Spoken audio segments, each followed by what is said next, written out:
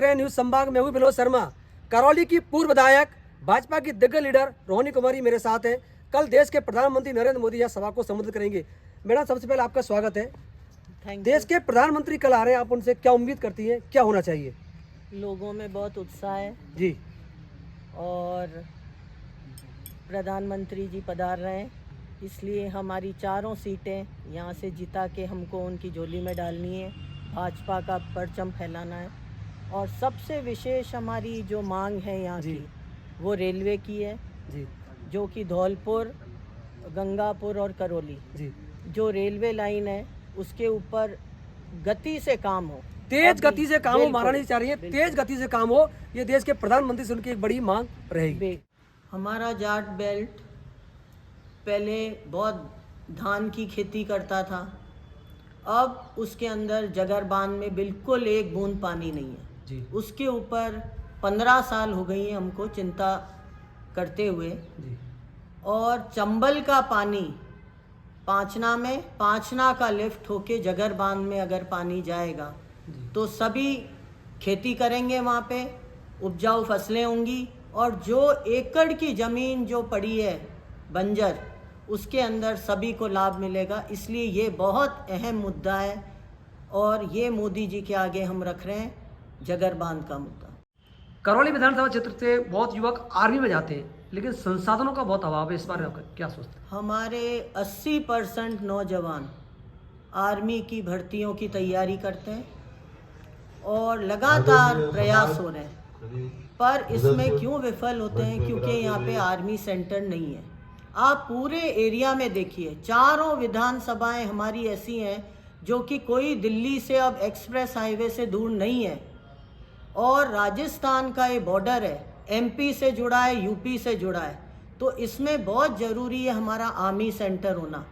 मैंने 4 साल पहले राजनाथ जी से भी मिलके फाइलें हमारी दे रखी हैं, और इस पे मैं विशेष आग्रह करूंगी कि हमारे यहाँ पे एक आर्मी सेंटर बने और यहीं से ही हमारे युवाओं की, मतलब सैनिकों की भर्तियाँ हों, क्योंकि वो भरसक प्रयास करते हैं, वो दौड़ लगाते हैं, वो सब में पास हो जाते हैं, पर आखिर फिर यही होता है, उनको बाहर जाके वो निराश हो जाते हैं। हमारा चौबे बेल्ट है, उसके लिए मैं माननीय प्रधानमंत्री से ये आग्रह करूंगी कि वहाँ पे हमारे काफ़ी पशुपालन करते हैं, वो भैंस हैं, गायें रखते हैं और काफ़ी मात्रा में दूध होता है, तो वहाँ पे एक बड़ी डेयरी हो और डेयरी के माध्यम से हम वहाँ पे मतलब डेयरी प्रोडक्ट्स बना सकें, हमारे यहाँ पे चीज़ उत्पादन कर सकें हम, ताकि चारों क्षेत्रों में, हमारे चारों विधानसभाओं में चीज़ यहीं से ही मिल जाए, क्योंकि हर चीज़ हमको शहर से लानी पड़ती है, या तो हम आगरा से लाएं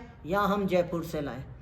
तो इसलिए चीज़, और आजकल तो साबुन भी बन रहे हैं, जो गाय का दूध है उससे काफ़ी अच्छे, बकरी का भी मैं कहूँगी, अगर बकरी चराते हैं लोग और बकरियों का पालन कर रहे हैं तो उसमें साबुन भी बना रहे हैं लोग। तो ऐसी हम लघु उद्योग की फैक्ट्रियाँ डाल सकते हैं। विशेष करके हम कंडे भी बना सकते हैं छोटे, जो कि कंडे आज आप फ्लैट में रहिए, शहर में रहिए, तो वहाँ पे आप कहाँ से लाएंगे? तो इस तरह की गोबर से जो बनती हैं चीज़ें, वो भी हम बना के पैकेट कर सकते हैं। करौली शहर के सबसे पहले तो करौली में मदन मोहन जी विराज रहे हैं, और कैला मैया, यहाँ पे 2 ऐसे मंदिर हैं जिसमें ये आस्था का धाम है। तो सबसे पहले तो परिक्रमा मार्ग सुधरे, परिक्रमा मार्ग सुधर के, ये हम तो इसको पदवी देते हैं छोटे वृंदावन की, और करौली में 300 मंदिर हैं, चारों तरफ मंदिर हैं। इसमें श्री कृष्ण सर्किट से हम लोग यहाँ पे सारी प्रक्रिया शुरू होती है मदन मोहन जी के मंदिर से, जो कि हमारे पुरखाओं का बनाया हुआ है, और इसमें महाराज कृष्णचंद्रपाल जी ही इसके सोल ट्रस्टी हैं और वो ही देख रहे हैं। पूरी हमने जो भी पहले की जो थी प्रथा, उसमें हम यमुना जी से पानी मंगाते हैं, भगवान को स्नान करा के, वही प्रथाएं चली आ रही हैं भोग प्रसाद की, और सब एक एक नागरिक करौली का इस मंदिर से जुड़ा हुआ है। और फिर आता है कैला देवी का मंदिर। तो 2 ऐसे बड़े मंदिर हैं हमारे, और फिर हम देखते हैं हमारे यहाँ महावीर जी, मेहंदीपुर बालाजी, तो 4 बड़े मंदिर हैं। और इसका निकास भी वृंदावन से ही हुआ है, मदन मोहन जी का निकास। तो हम ये मानते हैं कि पुरानी प्रथा जो चली आ रही है, जो हम लोग सभी मानते हैं, इसमें मदन मोहन जी के चरण मानते हैं, गोपीनाथ जी का बदन और गोविंद देव जी का मुखारबिंद। अगर सूर्य अस्त के पहले हम इन तीनों के दर्शन करें तो साक्षात कृष्ण के दर्शन माने गए। तो हम चाहते हैं कि मथुरा वृंदावन से करौली होते हुए आप महावीर जी और मेहंदीपुर बालाजी और जयपुर, ये कृष्ण सर्किट में इसको लें, आस्था के धाम को, तो सभी को इसका लाभ मिलेगा। और पूरा ये होने से आस्था का धाम है, करौली में 300 मंदिर हैं, तो उसमें भी लोगों की काफ़ी आस्था होती है। और वृंदावन से हरे राम हरे कृष्णा की बसेस भी चलती हैं, पर्यटन की संभावना भी काफी है। बिल्कुल।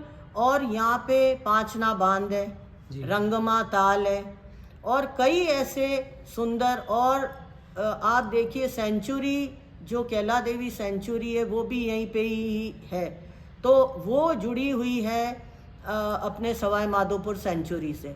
तो उसमें भी जानवर हैं, अभी 5 उसमें शेर हैं, लेपर्ड हैं, तो इससे भी पर्यटन की दृष्टि से काफ़ी जुड़ाव होगा। और लोगों को जैसे पांचना बांध में नौका विहार का भी मौका मिलेगा, अगर हम नौका विहार कराना चाहें, तो इस तरह से लोगों में जागरूकता आएगी और लोगों को धंधा भी मिलेगा।